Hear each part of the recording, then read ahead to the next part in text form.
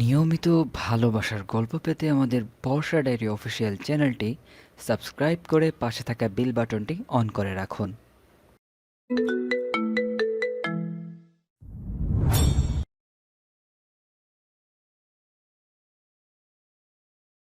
নির্ভীক ভাইদের বাসায় গিয়ে সোজা রান্নাঘরে চলে গেলাম। আমি গিয়ে দেখলাম আন্টি রান্না করছেন। আমি পেছন থেকে আন্টিকে জড়িয়ে ধরে বললাম, আন্টি তুমি ঠিক আছো তো? হঠাৎ আমাকে নিয়ে আসতে বললে যে? আন্টি মুচকি এসে বললেন, আমি একদম ঠিক আছি আম্মু। সেই যে নিহালের বিয়ের সময় এসেছিলি, তারপর তো তোকে পাওয়াই দেয়। তাই আজ নির্ভীককে বললাম তোকে যেন নিয়ে আসে, তোকে দেখতে ইচ্ছে করছিল। কিন্তু তুই রান্নাঘরে কেন এসেছিস? যা গিয়ে ফ্রেশ হয়ে নে। আর ভুলেও রান্নাঘরে ঢুকবি না, এখানে প্রচুর গরম, তোর কষ্ট হবে মা। এতটুকু বলেই আন্টি আবার রান্নার কাজে ব্যস্ত হয়ে গেল। আন্টি আমার এত বেশি কেয়ার করে যে মাঝে মাঝে এনাকেই আমার নিজের মা মনে হয়। একটুখানি রান্নাঘরে ঢুকেছি কি ঢুকেনি, তাতেই রান্নাঘর থেকে বের করার জন্য উঠে পড়ে লেগেছে। কেন? নাকি গরমে আমার কষ্ট হবে তাই? আর আমার আম্মু সারাদিন কানের কাছে এটাই বলতে থাকে আমি নাকি রান্নাঘরে ঢুকি না, একটা কাজও করি না। আমার শাশুড়ি মানে কি আমি এই জন্য কথা শোনাবি ইত্যাদি ইত্যাদি। আল্লাহ, তুমি আমার আম্মুকে কেন আন্টির মতো বানালে না? আমাকে এখানেই দাঁড়িয়ে থাকতে দেখে আন্টি বললেন, কি রে, তুই এখনই এখানেই দাঁড়িয়ে আছিস? যা বাইরে যা। কেন বুঝতে পারছিস না এখানে প্রচুর গরম? আগুনের তাপে তোর অনেক কষ্ট হবে। আমি আন্টির কাছে গিয়ে বললাম, ওহ আন্টি, ওহো আমার সুইটি আন্টি, এতটুকু গরমে আমার কিচ্ছু হবে না। আর তুমি এখন যাই বলো না কেন, আমি এখান থেকে এক পাও নড়ছি না। তার থেকে বলো কি রান্না করছিলে, আমি তোমাকে সাহায্য করে দিচ্ছি। কিন্তু কে শুনে কার কথা? আন্টি বারবার আমাকে বোঝাচ্ছেন, এখান থেকে যেতে বলছেন, কিন্তু আমিও নাছোড় বান্ধা, কিছুতেই যাচ্ছি না। শেষে আমার সাথে না পেরে চুপ হয়ে গেলেন। আমিও নিজের মতো করে আন্টিকে সাহায্য করতে লাগলাম।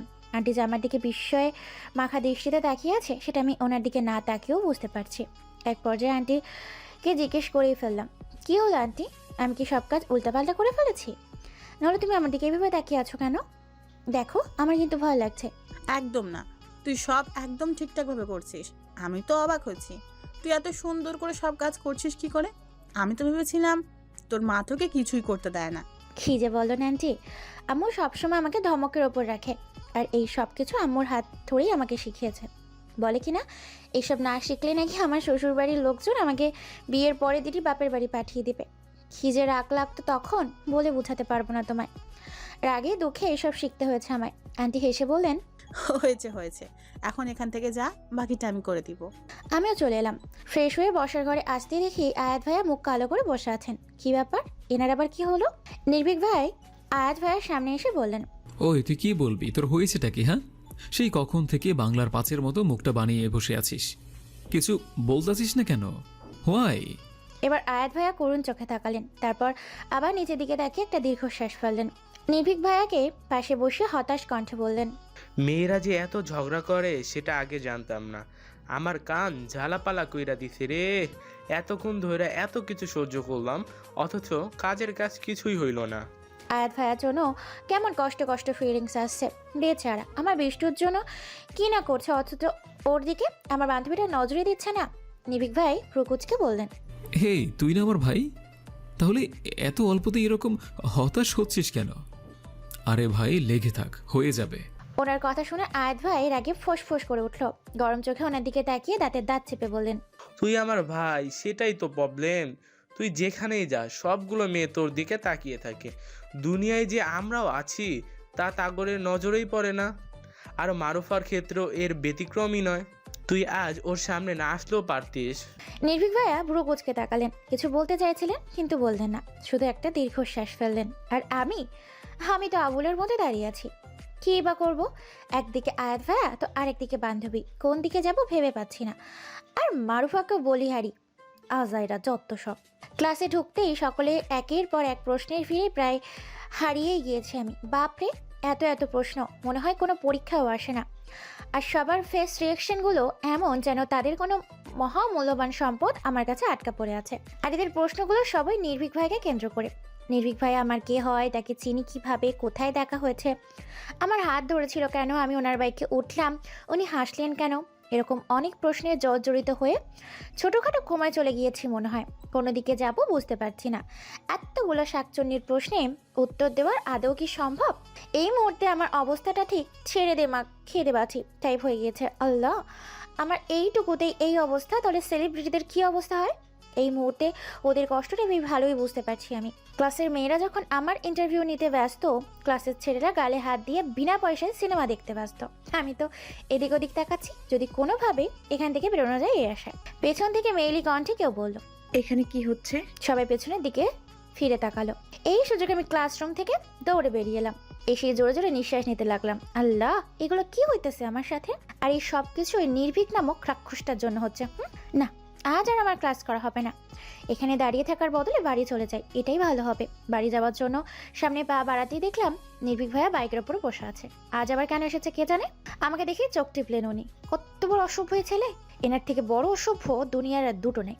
আমি মুখ ঘুরে উল্টো পাতে যাওয়ার জন্য পা বাড়ালাম, কিন্তু যাওয়ার হলো না। যা দেখলাম তাতে আমার পা ওখানেই আটকে গিয়েছে। সবগুলো মেয়ে আমার দিকে দৌড়ে আসছে। এদের হাতে পড়লে নির্ঘাত বেঘরে প্রাণটা যাবে। এখন কি করি? আগে কুয়া পেছনে খাল, এরকম কিছু তো শুনেছিলাম, কিন্তু আজ দেখেও নিলাম। কোনো দিকে যাব? কয়েক সেকেন্ড ভেবে দেখলাম এই শাকচুনিদের প্রশ্নের উত্তর দিতে প্রাণটা খোয়ানোর থেকে নির্ভীক ভাইয়া ফাউল কথা শোনাটাও ঢের ভালো। তাই কি, যেই ভাবা সেই কাজ। এক দৌড়ে নির্ভীক ভাইয়ের সামনে গিয়ে দাঁড়ালাম। সবাই আমার পেছন পেছন দৌড়ে আসছিল, কিন্তু নির্ভীক ভাইয়াকে দেখে থেমে গেল। নির্ভীক ভাইয়া আমার দিকে ভ্রুকুচকে তাকালেন। কিরে, কি গন্ডগোল পাকাইছিস? সবাই তোকে দৌড়ানি দিচ্ছে কেন? সবাই আপনার জন্য হচ্ছে, বুঝলেন? এরা আপনার জন্যই আমার পেছনে পড়ে আছে। আপনার কিউট কিউট বাচ্চাদের মতো ফেসটা সকলের মনের মধ্যে আটকে গিয়েছে। আচ্ছা, আপনাকে এত স্টাইলিশ হতে কে বলেছিল? ইন ফিউচার হবেন তো ডাক্তার, তাহলে এত বেশি স্টাইলিশ হওয়ার কি দরকার ছিল? খুব দরকার ছিল। যেই আপনার ট্রিটমেন্টের জন্য আসবে, আম শিওর সবগুলাই আপনাকে দেখে বেশি করে অসুস্থ হওয়ার ড্রামা করবে। এখন এখান থেকে চলুন, নাহলে এই চোরালদের হাতে আপনি আমি দুজনেই মার্ডার হয়ে যাব। এক নিঃশ্বাসে সবগুলো ওনার দিকে তাকালাম। উনি হাঁ করে তাকিয়ে আছে। আচ্ছা, এই সময় ওনার এইভাবে দাঁড়িয়ে থাকার ইচ্ছে হচ্ছে? আমি ওনার সামনে দড়ি বাজাতেই ওনার হুঁশ ফিরল। এদিকে মেয়েগুলো আমাদের দিকেই আসছে। আমি বললাম, যা ভাবার পরে ভাববেন। এখন এখান থেকে যাবেন নাকি ওদের হাতে শহীদ হওয়ার জন্য এখানেই দাঁড়িয়ে থাকবেন? অবস্থা বেগতিক। না, এখানে আর থাকা যাবে না। তাড়াতাড়ি বাইকে ওঠ। এখানে আর এক সেকেন্ডও থাকা যাবে না। আয়াত ভাই, আমার ব্যাপারটা সামলে নিস। আমি বাইকে উঠতে উনি ফুল স্পিডে বাইক চালানো শুরু করলেন। যাওয়ার আগে শুধু আয়াত ভাইয়ার একটা কথাই কানে আসলো, আর সেটা হলো, ভাই তুই আমাকে এতগুলো রাক্ষসীর মাঝে ছেড়ে যেতে পারিস না, আমাকেও নিয়ে যা। কফি শপে গালে হাত দিয়ে বসে আছি। আমার সামনে নির্ভীক ভাইয়াও বসে আছেন। আজকে যা হলো তাতে আমার কলেজ যাওয়ার ইচ্ছেটাই মরে গিয়েছে। এগুলো যে এখন থেকে প্রায় ঘটবে বেশ ভালোই বুঝতে পারছি আমি। এদিকে আমি চিন্তায় মরে যাচ্ছি, আর উনি নির্ভীকভাবে বসেই আছেন। ওনার নামটা যে ওনার জন্য পারফেক্ট সেটা আজ বুঝলাম। সব পরিস্থিতিতেই আমার নর্মাল কি করে থাকে কে জানে। উনি দাঁত কেলিয়ে বললেন, কিরে, কি ভাবছিস? আচ্ছা, আমি কি এতটাই হ্যান্ডসাম ছিল নাকি যে তোর ক্লাসমেটগুলো আমার পেছনে পড়েছিল? সব দেখলে গা জ্বলে যায়। সবসময় নিজের তারিফ নিজেই করে বেড়ায়। এত ভাব নেওয়ার কিছু নেই। আপনাকে দেখে এমন আহামরি কিছুই নয় যে ওরা এরকম সেম লেভেলের মতো আপনার পেছনে ছুটবে। নির্ঘাত অন্য কোনো ব্যাপার আছে। Something is fishy. সেটা তো দেখতেই পাচ্ছিলাম ওরা ঠিক কি করছিল। তখনই আগমন ঘটলো আয়াত ভাইয়া। ফুল অ্যাটিটিউড নিয়ে আমাদের পাশে বসে পড়ল। উনি ঠিক আছেন, এটা আমার কাছে ঠিকই লাগছে, কিন্তু নির্ভীক ভাইয়া যেন এটা মানতে পারছে না। উনি হাঁ করে আয়াত ভাইয়ের দিকে তাকিয়ে আছে। উনি আয়াত ভাইয়ের দিকে বিস্ময় মাখা দৃষ্টিতে তাকিয়ে বললেন, আয়াত, তুই ঠিক আছিস তো? যে অবস্থায় তোকে ছাড়া হয়েছিল তাতে তো তুই এতক্ষণে... তুই যেমনটা ভাবছিস তেমন কিছুই হয়নি। তোরা চলে আসার পর আমি ভেবেছিলাম আজ আমি শেষ, না জানি কি হয়। যেভাবে ওরা শর্মির পেছনে পড়েছিল তাতে আমি তো তোর ভাই, আমাকে যে কি কি প্রশ্ন করবে সেটা ভাবছিলাম। কিন্তু আশ্চর্যের বিষয় হলো তোরা চলে আসার পর মেয়েগুলো ক্লাসে ফিরে গেল। ব্যাপারটা খুব অদ্ভুত। তার মানে ঠিকই ধরেছি, এইসব ওই তাসার কাজ। এই মেয়ের সমস্যাটা কি সেটাই বুঝতে পারি না আমি। নির্ভীক ভাই চোখ ছোট ছোট করে আয়াত ভাইয়ের দিকে তাকিয়ে আছে। আমি বলছিলাম না সামথিং ইজ ফিশি। তাসা কি বাচ্চি, ওকে তো আমি উইদাউট অয়েল ফ্রাই করব। নির্ভীক ভাইয়া ভ্রুকুচকে বললেন, এই তাসাটা আবার কে? আর এর সাথে ওরই বা কি কানেকশন? আমাদের সামনে হুড়মুড় করে এসে দাঁড়ালো নীলা। হাঁপাতে হাঁপাতে বলল, বিবি, তুই ঠিক আছিস তো? না, কলেজে গিয়ে দেখলাম ওই তাসা হাসছে আর বলছে তোকে নাকি আজ সেই লেভেলে জ্বালাইছে। সবাই নাকি তোর পেছনে লাগছিল। আমি তো ঘাবড়ে গিয়েছিলাম। বাইরে তাকাতেই দেখলাম আয়াত ভাইয়া এদিকে আসছে, তাই আমিও পেছন পেছন চলে এলাম। তুই সিরিয়াসলি ঠিক আছিস তো? আমি ঠিক আছি। ওই তাসা না কাসা, ওরা তো আমি ছাড়ুম না দোস্ত। আজ সকাল থেকে দৌড়ের ওপর আছি ওই মায়ের জন্য। আমাদের কথার মাথা মুন্ডু কিছুই নির্ভীক ভাইয়া আর আয়াত ভাইয়ার মাথায় ঢুকছে না মনে হয়। অনেক ভেবে কোনো কুল কিনারা না পেয়ে নির্ভীক ভাইয়া বললেন, এই তাসাটাকে আর তোর সাথেই বা কি করলো? হ্যাঁ, একটু বোঝায় কত। নীলা বলতে লাগলো, তানিশা দেখতে যতটা কিন্তু ব্যবহার ঠিক ততটাই lame. The most drama queen of our class. বেশি ড্রামা করে বলে আমরা ওর নাম দিয়েছি তাসা। ওর সমস্যা হচ্ছে শর্মি। জানি না ঠিক কী কারণে ওর শর্মির উপর প্রচুর রাগ। অনেকবার জানার চেষ্টা করেছি ঠিক কী কারণে ওর এত রাগ, কিন্তু কোনোভাবে জানতে পারিনি। ওর কাজ হচ্ছে কারণে অকারণে শর্মিকে সবার সামনে অপদস্থ করা, ছোট ছোট বিষয়ে ঝামেলা করে শর্মিকে ফাঁসানো। আর কাল শর্মি আপনার বাইকে উঠেছে, সেটা ওর একদমই পছন্দ হয়নি। কালও আপনার সাথে কথা বলতে এসেছিল, আপনি হয়তো খেয়াল করেননি। ওকে ইগনোর করে আপনি শর্মির হাত ধরেছিলেন, এটাই হয়তো ওর ইগোতে লেগেছে। তাই আজ সকালে ওর বন্ধু বান্ধবকে দিয়ে সবার সামনে এটা প্রমাণ করতে চাইছিল যে আপনার আর শর্মির মাঝে কিছু একটা আছে, যাতে করে সকলের সামনে ওকে ছোট করতে পারে। সব মাথার ওপর দিয়ে গেল, কিছুই বুঝতে পারলাম না। আপনার না বুঝলেও চলবে, এসব ছাড়ুন। আমি বলেছিলাম না আপনি এতটাও সুন্দর নন যে ওরা সেম লেভেলের মতো আপনার পেছনে ছুটবে। আর তাসার ব্যাপারটা আমি বুঝে নিব, কিন্তু আমি একটা কথা বুঝতে পারছি না, আপনি তো ঘন ঘন আমার কলেজে আসেন কেন? না মানে আগে 10-12 দিনের ছুটি পেলেও তো শাহজাদপুরে আসতেন না, আর এখন 2 দিন ছুটি পেলেই চলে আসেন। ব্যাপারটা ঠিক হজম হচ্ছে না আমার। উনি কিছু বললেন না। কিছুক্ষণের জন্য পরিবেশটা কেমন থমথমে হয়ে গেল। কেউ কোনো কথা বলছে না, সবার মাঝে কেমন নীরবতা বিরাজ করছে। ঠিক বুঝলাম না আমি কি এমন কথা বলে দিলাম যে সবার বাকশক্তি হারিয়ে গেল। আমি কি ভুল কোনো প্রশ্ন করে বসলাম? কিছুক্ষণ পর নীরবতা ভেঙে একটা দীর্ঘ শ্বাস ফেললেন নির্ভীক ভাইয়া। তারপর উঠে দাঁড়িয়ে আমার চোখের দিকে তাকিয়ে বললেন, সেটা যদি তুই বুঝতিস তাহলে তো হতোই। বলেই ওখান থেকে বেরিয়ে গেলেন উনি। সাথে আয়াত ভাইও চলে গেল। আর আমি এখনো ওনার যাওয়ার পানে চেয়ে আছি। কি বলে গেলেন উনি? কি বোঝার কথা বললেন আমাকে? অদ্ভুত। Break time. কমন রুমে বসে আছি আর ভাবছি কি হচ্ছে আমার সাথে। কেটে গিয়েছে বেশ কয়েকটি মাস। এখন আমি ইন্টার সেকেন্ড ইয়ারে।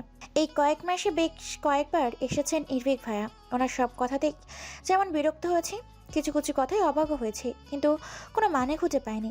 আয়াত ভাইয়াও মারুফাকে চালিয়ে মেরেছে। ওনার মতে যতদিন না মারুফা ওনার প্রেমে পড়বে ততদিন উনি মারুফাকে চালাবে। মারুফা প্রথম প্রথম বিরক্ত হলেও এখন বিষয়টাকে এনজয় করে। সে যাই হোক, আমি যখন এসব ভাবছিলাম তখনই সেখানে এসে বসলো মারুফা। ওর ভাবটা এমন যেন ওর সদ্য বিবাহিত জামাই বাসরের আগে ভেঙে গেছে। এমন মুখ বানানোর মানেটা কি? ওর এই উদাস মার্কা চেহারা ঠিক মানতে পারছি না আমি, তাই বলেই ফেললাম, কিরে এমন মুখ করে আছিস কেন? কিছু হয়েছে? ও গালে হাত দিয়ে উদাস গলায় বলল, কিছু মানে অনেক কিছু হয়েছে দোস্ত। যা হয়েছে সেটা একদমই ভালো লাগছে না আমার। খবরটা শুনি কষ্ট লাগতেছে দোস্ত। এখন তো মনে হচ্ছে আমার কপালে এই জঙ্গি আয়াতই আছে। তোর কপালে যে আয়াত ভাই আছে সেটা তো আগে থেকেই জানি, কিন্তু এই মুহূর্তে ওর মুখ দেখে আমার সেই লেভেলের হাসি পাচ্ছে। কিন্তু বেস্টু বলে কথা, ওর সামনে তো আর হাসতে পারি না।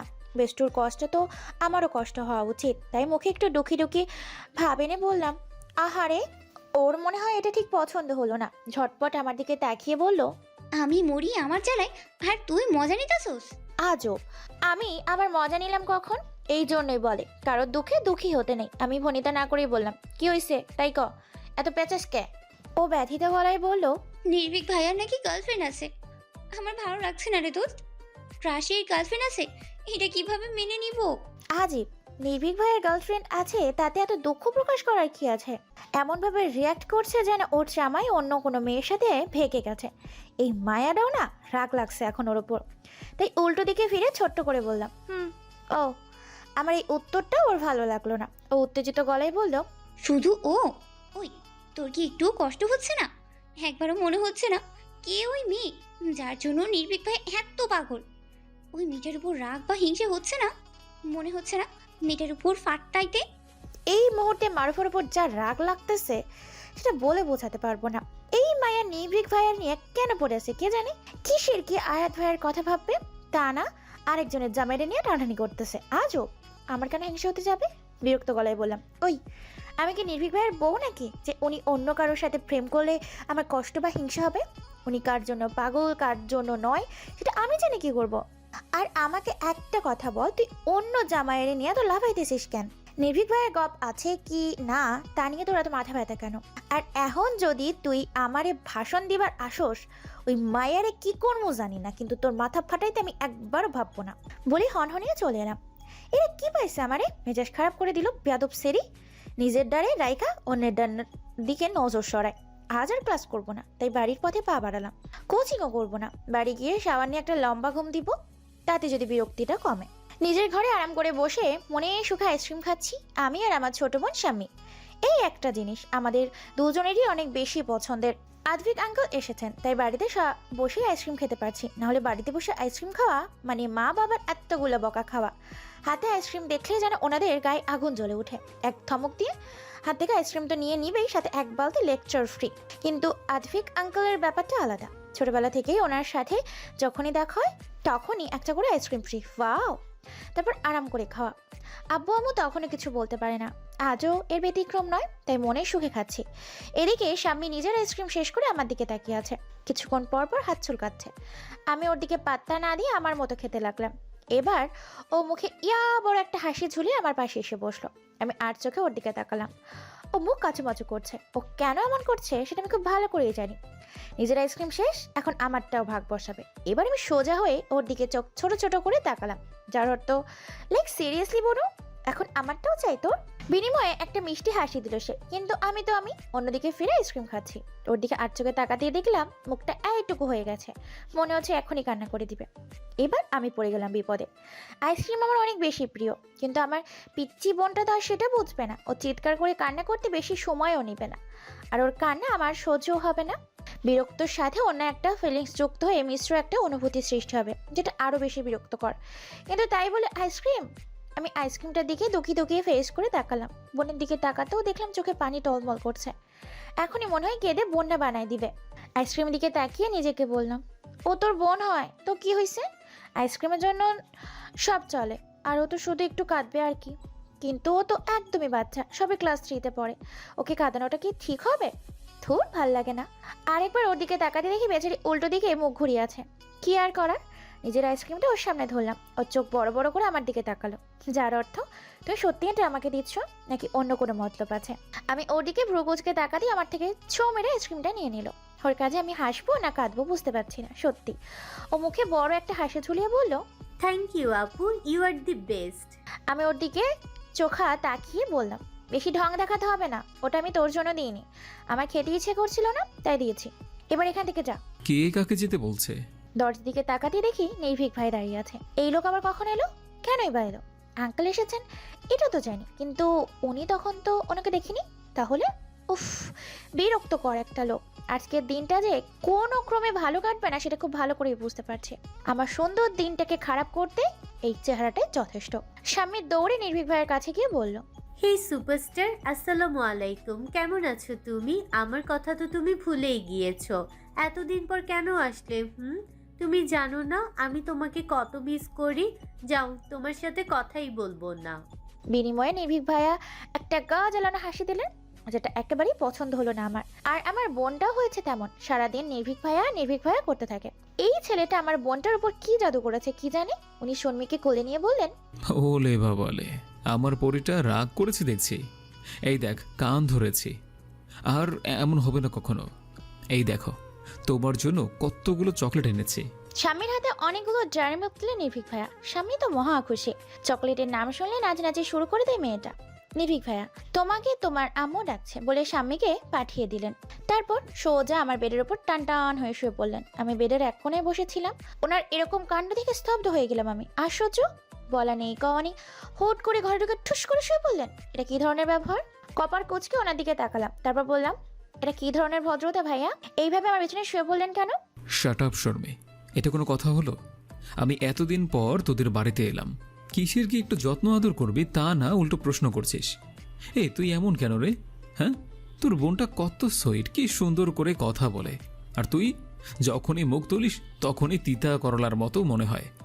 উফ, একটু ভালো করে কথা বলতে পারিস তো নাকি? আমারই বাড়িতে এসে আমাকে এত কিছু শোনাচ্ছে বেটা শয়তান। তোর কপালে কোনো দিন বউ জুটবে না, আমি বলে দিলাম। আর যদি জোটে সে বাসরের আগেই পালিয়ে যাবে। আমি ওনার দিকে চোখ গরম করে তাকিয়ে বললাম, কি বললেন আপনি? আমি তিতা করলা? আমি যদি তিতা করলা হই তাহলে আপনিও জংলি বিড়াল। জঙ্গলি বিড়ালের মতো কি করেছি আমি? বিড়ালের মতো তোর হাতে খামচে দিয়েছি নাকি কামড় দিয়েছি? হ্যাঁ, যে তুই এমন বলছিস? হুদাই উল্টাপাল্টা কথা বলে আমার মাথা কেন খাচ্ছিস একটু বলতো? আমার মতো ভদ্র একটা ছেলেকে তুই জঙ্গলি বিড়াল বানিয়ে দিলি, এটা কিন্তু ঠিক না। ওনার কথা শুনে মনে পড়লো উনি আমার হাতে বিড়ালের মতো আঁচড় দেয়নি, কিন্তু কামড় অবশ্যই দিয়েছে, কিন্তু সেটা জংলি বিড়ালের মতো, তার থেকে ভয়ঙ্কর ভাবে। এই কথা কি করে ভুলে গেছিলাম আমি? এখন উনি কামড় দেওয়ার কথা না বললে তো সেটা মাথাতেই আসতো না। ব্যাপারটা মনে পড়তে নিজেই নিজেকে কয়েক দফা বকে নিলাম, কারণ আমি একটা বিরাট বড় ভুল করে ফেলেছি। বাট ডোন্ট ওয়ারি, সেটাকে এক্ষুনি শুধরে নিব। আমি সোজাসুজি উত্তর দিলাম, ও সরি, আপনাকে জঙ্গলি বিড়াল বলাটা একদম উচিত হয়নি। আপনি তো ভ্যাম্পায়ারদের মতো রক্ত খান। উনি ভ্রু কুচকে তাকালেন। কি বললি তুই? আমি ভ্যাম্পায়ার? আপনি সেদিন আমার হাতে কামড়ে রক্ত বের করে দিয়েছিলেন, মনে নেই আপনার? তাহলে তো আপনি ভ্যাম্পারই হলেন, চত্ব সব। উনি আমার দিকে ফালফাল দৃষ্টিতে তাকিয়ে আছে। আমি ওনার থেকে উঠে বাইরের দিকে পা বাড়ালাম, কিন্তু যেতে আর পারলাম না। তখনই আমার সামনে আমার আব্বাজান এসে হাজির। আব্বুকে আসতে দেখে উনি শোয়া থেকে উঠে দাঁড়ালেন। আব্বু এসে নির্ভীক ভাইয়ের দিকে তাকিয়ে হাসি মুখে বললেন, কি খবর মাই চাইল্ড? নির্ভীক ভাইয়া চেহারায় একটা দুঃখী ভাব এনে বললেন, কিভাবে ভালো থাকি আঙ্কেল? আপনার বড় মেয়ে বলেছে আমি নাকি না উঠিয়ে এই বাড়িতে চলে আসি। আমার নাকি এত ঘন ঘন এই বাড়িতে আসা উচিত নয়, এটা নাকি বেয়াদবের পরিচয়। আমি অবাক হয়ে গেলাম। এই ছেলে বলে কি? আমি কখনো ওনাকে এসব বললাম? এত সুন্দর করে গুছিয়ে মিথ্যে কি করে বলতে পারে কেউ? হাও! কিন্তু এই মুহূর্তে সেটা বড় কথা নয়। বড় কথা হলো আব্বু আমার দিকে চোখ গরম করে তাকিয়ে আছে। তার মানে আব্বু ওনার কথাটা বিশ্বাস করেছে। কেন? আব্বু ওনার কথা শুনে আমাকে কি করে অবিশ্বাস করতে পারে? এই দুনিয়ায় আমি আমার আব্বু রাখে সব থেকে বেশি ভয় পাই। রেখে যাওয়া রক্ত লাল চোখগুলো কিছু না বলেও অনেক কিছু বলে দেয়। অনেক যন্ত্রণাদায়ক কথা লুকিয়ে থাকে এই দৃষ্টির আড়ালে। মুখে কিছু না বললেও মনের কথা বুঝিয়ে দেয় এই রাগ। ভয় আর কষ্ট দুটোই মিশ্র অনুভূতিটা যেন কতটা ভয়ঙ্কর সেটা আব্বু রেগে গেলেই বুঝতে পারি আমি। তাই কখনো এমন কিছু করি না যাতে আব্বু রেগে যায়। কিন্তু আজ শুধু এই ছেলেটার কথা শুনে আমার ওপর এত রেগে গিয়েছে আমার আব্বু। এই রাগী চোখগুলো অনেক কষ্ট দিচ্ছে আমায়, সাথে জমা হচ্ছে অভিমান। আব্বু রেগে গেলে কখনোই ওনার সামনে দাঁড়াতে পারি না আমি, খুব বেশিই ভয় লাগে আমার। আজও এর ব্যতিক্রম নয়। আমি চলে যাওয়ার জন্য পা বাড়ালাম, কিন্তু হঠাৎই পেছন থেকে ডাক পড়লো নির্ভীক ভাইয়ের। হয়তো আমার অবস্থাটা বুঝেছিলেন তখন, তাই হয়তো আমাকে বাঁচানোর জন্য বলেছিলেন। আঙ্কেল, আমার মনে হয় ও কোনো একটা বিষয় নিয়ে খুব টেনশনে আছে, তাই এমন বলে ফেলেছে। যদি কিছু মনে না করেন আমি ওর সঙ্গে একটু বাইরে থেকে হেঁটে আসি, এতে করে আমার আপনাদের গ্রামটাও ঘুরে দেখা হবে আর বাইরের হাওয়া খেলে ওর মনটাও ফ্রেশ হয়ে যাবে। আব্বু কিছুক্ষণ চিন্তা করে রাজি হয়ে গিয়েছিল, তারপর আমার দিকে তাকিয়ে গম্ভীর স্বরে বলেছিল, ওকে, আমাদের এলাকাটা ঘুরে দেখাও আর একটু ভদ্রতা শিখো। বলেই আব্বু চলে গিয়েছিল। আর আমি তখনও মাথা নিচু করে দাঁড়িয়ে আছি। খারাপ লাগছে খুব। অনেক কষ্টে নিজের চোখের পানি আটকে রেখেছি, যখন তখন গড়িয়ে পড়তে পারে এই অবদ্ধ কান্না নামক বস্তুটা। তাই হয়তো মাথা নিচু করে রেখেছি যাতে চোখের ভেতরকার পানি কারো চোখে না পড়ে। একটা ছেলের সামনে নিজের অশ্রুসিক্ত চোখ দুটো নিয়ে তাকিয়ে নিজেকে দুর্বল প্রমাণ করার কোনো মানেই হয় না। গ্রামের মাটির রাস্তা দিয়ে হেলে দুলে হেঁটে চলছে স্বামী, ওর একটু পিছনে আমি। আমার পেছন পেছন নির্ভীক ভাইও আসছেন। বাড়ি থেকে বের হয়ে ওনার সাথে একটা কথাও বলিনি আমি। ওনার সাথে কথা বলার বিন্দুমাত্র ইচ্ছে আমার নাই। আজ ওনার জন্য আব্বু আমাকে অবিশ্বাস করেছে, সেটা কোনোভাবেই মেনে নেওয়া যায় না। কিছু দূর যেতেই স্বামী তার বন্ধুদের পেয়ে গেল, তাই ওর মধ্যে আর আমাদের সাথে যাওয়ার কোনো আগ্রহ দেখা গেল না। ও চলে গেল ওর বন্ধুদের সাথে খেলবে বলে। আমি কোনো দিক না তাকিয়ে আপন মনে হেঁটে চলেছি, কিন্তু সেটা আর হলো না। পেছন থেকে হাত টান পড়লো। হাতটা যে নির্ভীক ভাইয়ে ধরেছে সেটা বুঝতে বাকি রইল না আমার।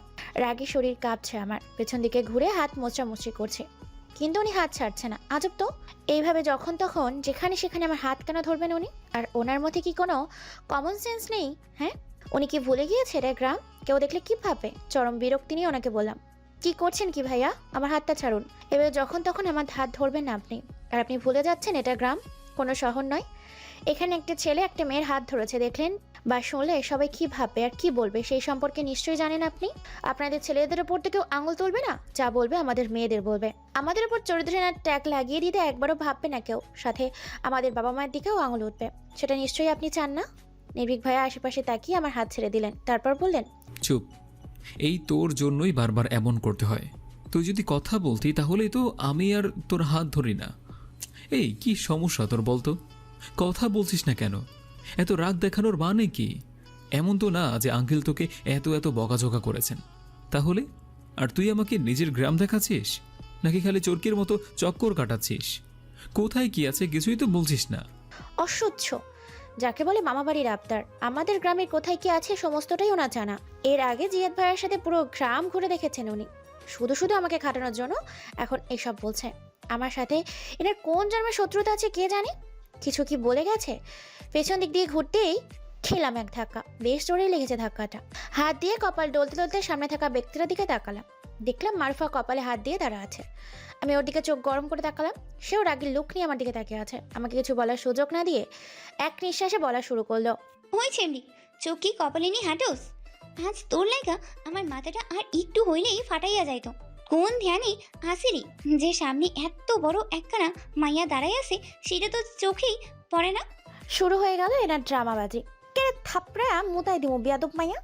আমি না হয় দেখি নাই, কিন্তু তুই তো দেখছিলি। তাহলে তুই কি ইচ্ছে করে গুতা দিছস? আমার কপালটা মনে হয় ভাগ হয়ে গেছে। ওই, তোর মতলবটা কি ছিল বলতো বইন? এইভাবে দৌড়ে আসতেছিলি কেন? ব্যাপার কি? তোকে কি পাত্রপক্ষ দেখতেই ছিল নাকি? পাত্রপক্ষের সামনে না পড়ার জন্য কি বাড়ি থেকে পালাইছিলি? কি এত ফাউল কথা কই পাস তুই? আমি তো তোকে দেখেই আসতেছিলাম, কিন্তু তুই হঠাৎ এইভাবে ঘুরবি সেটা কে জানতো? আমার পেছনে নির্ভীক ভাইয়াকে দেখে ফিসফিস করে বলল, নির্ভীক ভাইয়া এখানে কি করতেছে দোস্ত? উনি আমাদের গ্রামে কেন? এই, উনি তোর সাথে দেখা করতে আসেনি তো? আর একটা কথা অনেকদিন ধরেই ভাবতেছি জানিস, ওনাকে সবসময় তোর আশেপাশে কেন পাওয়া যায় বলতো? ব্যাপার কি? এই মাইয়া কোনো দিন শোধরাবে না। সব সময় উল্টোপাল্টা কথা বলে এর পেটের ভাত হজম হয় না মনে হয়। আমি মরি আমার জ্বালাই, আর এই আইসে আজাইরা পেঁচাল পারতে। আমি কিছু বললাম না। উল্টো দিকে ঘুরতেই দেখলাম স্বামী দৌড়ে আসছে। ও এসে নির্ভীক ভাইয়ের হাত ধরে টানতে লাগলো। নির্ভীক ভাই স্বামীর দিকে জিজ্ঞাসা দৃষ্টিতে তাকালেন। ওনার দৃষ্টি উপেক্ষা করে স্বামী বলতে লাগলো, হিরো, তোমাকে আব্বু আর আঙ্কেল ডাকছে, চলো খেয়ে নেবে। অনেকক্ষণ ধরেই তো এসেছো, চলো চলো, আমার ক্ষুধা পেয়েছে। আর তুমি যতক্ষণ না খাবে ততক্ষণ তো আমারও খাওয়া হবে না, তাই কথা না বাড়িয়ে চলো। উনি বেশি কিছু না বলে স্বামীর সাথে চলে গেলেন। আমিও যাওয়ার জন্য পা পারলাম, কিন্তু পেছন থেকে মারিফা হাত টেনে ধরল। উফ, আমার হাতটা কি সরকারি প্রপার্টি পাইছে নাকি? যখন তখন ধরে ফেলে। আমি ওর দিকে চোখ গরম করে তাকালাম, কিন্তু ওর কোনো ভাবান্তর হলো বলে মনে হলো না। ও নির্ভীক ভাইয়া যাবার দিকে তাকিয়ে বলতে লাগলো, ব্যাপার কি বলতো? নির্ভীক ভাইয়া এখানে কেন? আর তোর বোন যেভাবে কথা বলছিল তাতে তো মনে হয় অনেক দিনের পরিচয় তোরা। কারণ স্বামী অপরিচিতের সাথে কথাই বলতেই চায় না, আর ওনার সাথে এত ফ্রিভাবে কথা বললো। ওই কাহিনী কি রে? আমি কিছু না বলে ওর হাত ধরে হাঁটা ধরলাম। এখন ওকে হাজারবার বোঝালেও বুঝবে না, তাই ওকে বোঝানোর বৃথা চেষ্টা করেও কোনো লাভ নাই। তার থেকে বাড়িতে নিয়ে গেলে ভালোই হবে। আদভিক আঙ্কেলকে দেখলে ও নিজেই বুঝে নেবে যে নির্ভীক ভাইয়া কেন এসেছেন। ওর হাত টেনে হাঁটছে, আরো বকবক করিয়ে চলেছে। বল বল, আমার মাথা খাচ্ছে। তাই এক ধমক দিয়ে বললাম, বাড়িতে যাও, নিজেই বুঝে যাবে। ওকে নিয়ে বাড়িতে আসলাম। তারপর সকলের ভোজন পর্ব শেষ হলো। এতক্ষণে মারুফা ওর প্রশ্নের উত্তরগুলো পেয়ে গিয়েছে, আর ওর মুখটা হা হয়ে গিয়েছে। ওর হা যেই সাইজ দেখে মনে হচ্ছে 5 কিলো মাছই অনায়াসে ঢুকে যাবে। এত অবাক হওয়ার কি আছে কে জানে বাপু। বাড়ির বাইরে দাঁড়িয়ে আছি আমি। মারুফা বাড়ি চলে গিয়েছে। ঠান্ডা ঠান্ডা হাওয়া বাইরে চারিদিকে। বলতে গেলে সুন্দর পরিবেশ। দুহাত মিলে প্রকৃতিকে অনুভব করতে লাগলাম। দুহাত মেলে প্রকৃতিকে অনুভব করা, আর বাতাসের সাথে তাল মিলিয়ে এলোমেলোভাবে উড়ে চলা মুক্ত চুল, আর সামনের দিকে স্থির দৃষ্টিতে তাকিয়ে থাকা তুমি যে কোনো ছেলের হার্টবিট বাড়িয়ে দেওয়ার কারণ হতে পারো। সেটা কি তুমি জানো শ্যামাবতী? হঠাৎ এরকম বাক্য শুনে কয়েক সেকেন্ড থমকে গেলাম আমি। কণ্ঠটা চেনা, কিন্তু কথাগুলো। পেছনে তাকিয়ে নির্ভীক ভাইয়াকে আবিষ্কার করলাম আমি, কিন্তু উনি আমাকে এগুলো কি বললেন? আমি কি ঠিক শুনলাম? আমি ওনার দিকে তাকিয়ে আছি। আমি এইভাবে তাকিয়ে থাকতে দেখে উনি পুরো কুঁচকালেন। কি এভাবে তাকিয়ে আছিস কেন? একটু আগে আপনি আমাকে কিছু বললেন। উনি কোনো রকম ভনিতা না করেই বললেন, আমি আবার কি বলবো? আমি কিছুই বলিনি। কেন, তুই কিছু শুনেছিস নাকি? ওই কার চিন্তায় ডুবে আছিস একটু বলতো। আজকাল লক্ষ্য করছি তুই কিসব ভাবছিস। আবার এখন তো জানলাম কিছু শুনতেও পাচ্ছিস। মানে প্রেম টেম করছিস না তো? এমন কিছু করার কথা কিন্তু মাথাতেও আনবি না। আমি বাকরুদ্ধ। কয়েক সেকেন্ডের জন্য ভুলেই গিয়েছিলাম এই লোকটা কখনো ভালো কিছু বলতেই পারে না। মেজাজটাই খারাপ হয়ে গেল। নিজেকে কয়েক দফা বকে নিলাম। আমি কিছু না বলে আকাশের দিকে তাকিয়ে রইলাম। কিছুক্ষণ পর আমার সামনে আইসক্রিম দেখতে পেলাম। আমি কি স্বপ্ন দেখছি? চোখ ডুলে আবার তাকালাম। হ্যাঁ, আইসক্রিম আছে। কেউ একজন আমার সামনে আইসক্রিমটা ধরে আছে। হাত অনুসরণ করে লোকটার দিকে তাকিয়ে দেখলাম নির্ভীক ভাইয়া। উনি বললেন, সকালে বনুকে এটাই দিয়ে দিয়েছিলি না? নিজের এত প্রিয় জিনিসটা নিজের বোনকে দিয়ে দিলি? সত্যি অবাক হয়েছি আমি। তুই তো নিজের প্রিয় জিনিসটা কারোর সাথেই শেয়ার করিস না। তা আমি জানি। তাহলে ছোট বোন বলেই কি এত ভালোবাসা? আমি এটাও জানি যে তোর মন খারাপ। নে, এখন কিছু না বলে এটা খেয়ে ফেল। আর এটা যে তোর পছন্দের ফ্লেভার সেটা আমি জানি। আমি রীতিমতো অবাক। এটা উনি কিভাবে জানেন? আচ্ছা, এই ছোট ছোট কেয়ারগুলোর মানে কি? ওনাকে বোঝা সত্যি বড় দায়। অন্তত আমি তো বুঝতে পারবোই না কখনো। কেন দিচ্ছেন এটা আমায়? আমার মন খারাপ থাকলে আপনার কি? তোর মন খারাপ থাকলে চুপি চুপি আমার মনটাও খারাপ হয়ে যায়। মানে? কিছু না, এটা নে, গলে যাচ্ছে তো। ক্লাসে বসে নীলার সাথে কথা বলছি আমি। কিছুদিন পরেই আমাদের পরীক্ষা শুরু হবে। এত টেনশন আর নিতে পারছি না। আমরা তাই একটু অন্য বিষয় নিয়ে কথা বলছি। খুব ইন্টারেস্টিং ব্যাপার নিয়ে কথা বলছে নীলা। জানার কৌতূহলটা বেড়েই চলেছে। ঠিক সেই সময় আমার কৌতূহলে এক বালতি পানি ঢেলে দিয়ে একজন একটা প্যাকেট আমার ডেস্কের উপর রাখলো। হঠাৎ করে এমন হওয়ায় বেশ বিরক্ত হলাম আমি।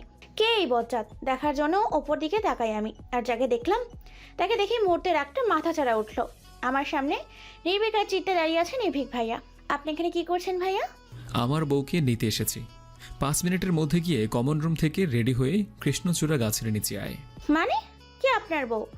আর আমি কেন আপনার সাথে যাব? আমি যাব না। উনি ফিসফিস করে বললেন, কেন তুমি জানো না? তুমি তো আমার বউ, শোনা। বেশি কথা না বলে যা বলছি তাই কর, তা না হলে। মাথা খারাপ হয়ে গিয়েছে নাকি ওনার? আমি আবার ওনার বউ কবে হলাম? মেজাজ বিগড়ে গিয়েছে আমার। প্রচুর রাগ উঠছে ওনার ওপর। চরম রাগে ওনাকে কিছু বলতে যাব, তার আগেই উনি বলা শুরু করলেন, যা বলছি তাই কর, না হলে কিন্তু আঙ্কেলকে বলবো যে তুই কলেজ বাদ দিয়ে বয়ফ্রেন্ডের সাথে ঘুরতে যাস। আমি আহাম্মকের মতো দাঁড়িয়ে আছি। কি বলে এই ছেলে? আমার এই কলেজে এসে আমাকে ধমকি দিয়ে গেল। আবার আমারই বাবাকে আমার সম্পর্কে উল্টে পাল্টে বলবে। একবার ভাবলাম যাবো না, দেখি কি করে। আর উনি বললেই আব্বু বিশ্বাস করবে নাকি? আমার আব্বু আমাকে সব থেকে বেশি বিশ্বাস করে। শয়তান পোলা। আজ আমি ক্লাস করব, দেখি ওই নির্ভীক বজ্জাত কি করে। কিন্তু পর মুহূর্তে কয়েকদিন আগের ঘটনা মনে পড়তেই নেতিয়ে গেলাম আমি। এই ছেলেকে বিন্দু মাত্র বিশ্বাস নেই। আব্বুকে এমন কিছু বলবে এর কোনো রকমের সমস্যা হবে না। আর আব্বু এর কথা সুন্দর করে বিশ্বাস করে নিবে। আব্বু ওনার কথা এত বেশি বিশ্বাস করেন যে মাঝে মাঝে মনে হয় উনি আব্বুর একমাত্র, আর আমরা দুই বোন ওনার বাণীর জলে ভেসে এসেছি। ধুর, ভাল লাগে না। কি আর করার, বাধ্য হয়ে প্যাকেটটা নিয়ে কমন রুমের দিকে পা বাড়ালাম। ক্লাসের সবাই আমার দিকে ডাব করে তাকিয়ে আছে। কি সব ভাবছে কে জানে। এমনিতেও ওনাকে নিয়ে কম কিছু হয়নি। সবাই নিশ্চয়ই ভাবছে উনি আমার বয়ফ্রেন্ড। কি লজ্জাজনক ব্যাপার। কিন্তু এখন এসব ভাবার সময় নেই, কারণ রুমে গিয়ে প্যাকেটটা খুলে দেখলাম একটা সাদা রঙের ফুল স্লিভ গাউন, উপরে গোল্ডেন স্টোনের কাজ করা, সাথে একটা স্কার্ফ। স্টোন ড্রেসটা খুব সুন্দর। কলেজ ড্রেস পাল্টে এই প্যাকেটে থাকা ড্রেসটা পরে স্কার্ফটা হিজাবের মতো করে পরে বাইরে বেরিয়ে এলাম। বাইরে আসতে দেখি আমার বেস্টু মুখ কালো করে দাঁড়িয়ে আছে। ওকে দেখে অবাক হলাম আমি। ওর ক্লাসরুম তো কমন রুমের উল্টো পাশে, তাহলে ও এখানে কি করছে?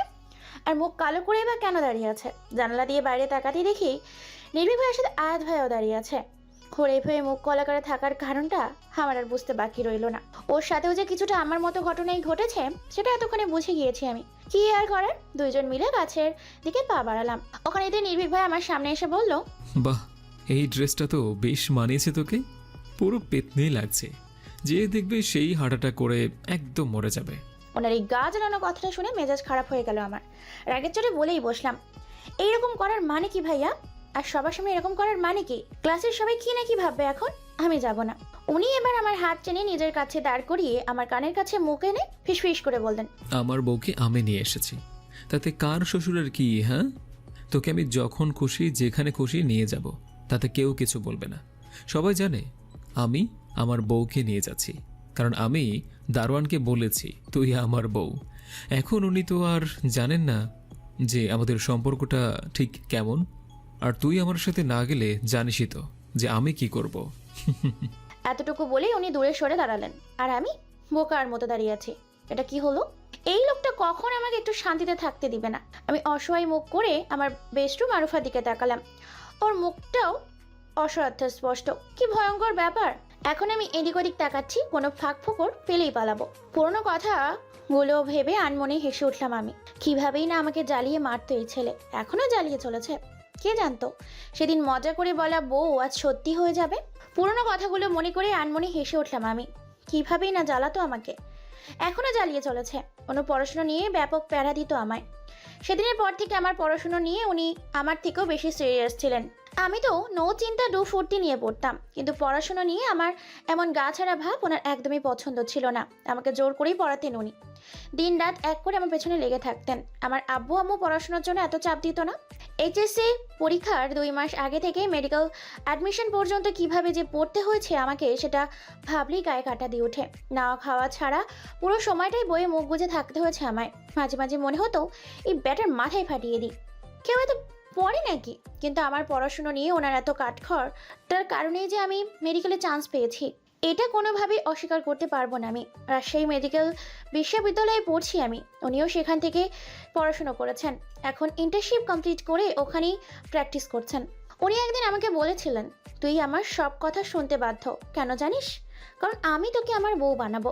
সেদিন আমি ওনাকে বলেছিলাম, উল্টোপাল্টা কথা বলার একটা লিমিট থাকে ভাইয়া। আমাকে আপনার কথা না শোনানোর জন্য এসব কথা বলছেন, আমি সেটা ভালো করে জানি।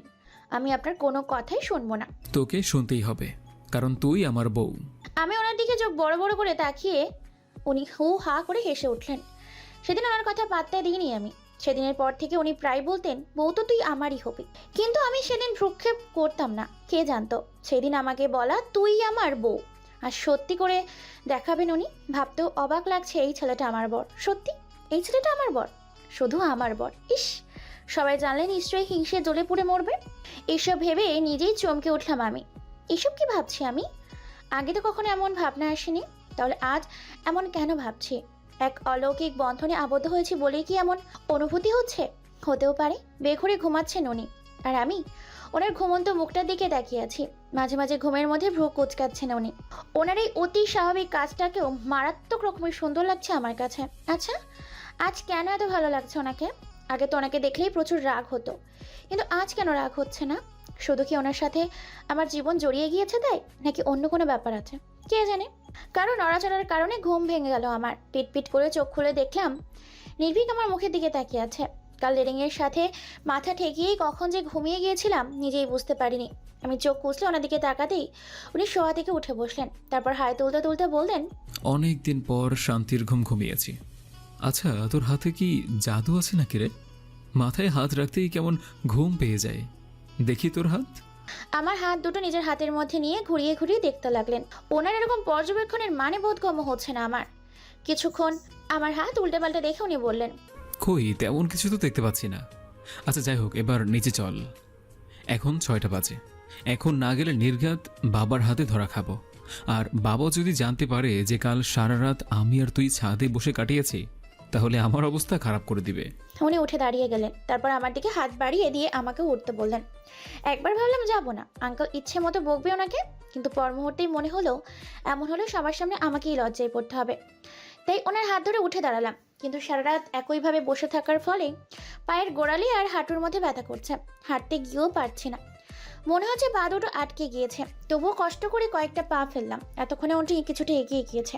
আমার দিকে তাকিয়ে কিছু একটা ভাবলেন, তারপর হুচ করে আমাকে কোলে তুলে নিলেন। তারপর সিঁড়ি দিয়ে নামতে নামতে বললেন, কষ্ট হচ্ছে আগে বলতি? কি হয়েছিল? যদি পড়ে যেতি তখন কি হতো? ঢঙের শেষ নেই। ওনার জন্য তো হাঁটতে পারছি না, আবার এখন আসছে ঢং দেখাতে। আমি পড়ে গেলে তোর কি? উনি আমাকে ওনার ঘরে নিয়ে আসলেন। তারপর আমার খাটের ওপর বসিয়ে ড্রয়ার থেকে মুভ স্প্রে এনে আমার পায়ের গোড়ালিতে স্প্রে করে দিলেন। তারপর বোতলটা আমার হাতে ধরিয়ে দিয়ে বললেন, বাকিটা নিজে করে নে, আমি ফ্রেশ হয়ে আসছি। আর শোন, পা ঠিক হলেই কিন্তু আমার রুম থেকে চলে যাবি। আমি চাই না কেউ তোকে আমার রুমে দেখুক, এতে তুই আমি দুজনেই ঝামেলায় পড়ে যাব। এতটুকু বলেই উনি ওয়াশরুম চলে গেলে আমি পায়ে স্প্রে করে রুম থেকে বেরিয়ে এলাম। ব্যথাটা একটু কমেছে, আজই বাড়ি চলে যাব আমি। এখানে কেমন যেন দম বন্ধ লাগছে। কাল অবধি ভাবিনি জীবনটা আমার এইভাবে বদলে যাবে। হোস্টেলের বারান্দায় বসে আছি আমি। আজ 2 দিন হলো রাজশাহীতে এসেছি। সামনেই নীলা বসে আছে। ওর দিকে ভাবান্তর না করে আকাশের দেখায় ব্যস্ত হলাম। নীলা এবার বলল, কি হয়েছে তোর? এমন মুখ কালো করে বসে আছিস কেন? ভাবটা এমন যেন তোর বাবা মা তোকে তোর ইচ্ছের বিরুদ্ধে জোর করে কোনো কান্না করা ছেলের সাথে বিধি দিয়েছে। 2 দিন ধরেই লক্ষ্য করছি কেমন যেন অদ্ভুত ব্যবহার করছিস। কি হয়েছে সেটা তো বল। আমি ওর দিকে তাকালাম না, কারণ ওর দিকে তাকিয়ে মিথ্যে বলতে পারবো না আমি। নীলাকেই বা কী বলবো? ও তো আর জানে না যে আমার জীবনে কি ঘটে গিয়েছে। কিন্তু এইভাবে অস্বাভাবিকভাবে থাকলে তো হবে না। আজ নীলা প্রশ্ন করেছে, কাল সবাই একই প্রশ্ন করবে, একই কথা জিজ্ঞেস করবে। নিজেই নিজেকে বোঝালাম, বি স্ট্রং, এইভাবে থাকা যাবে না। তোকে স্বাভাবিক থাকতে হবে, স্বাভাবিক কি থাক।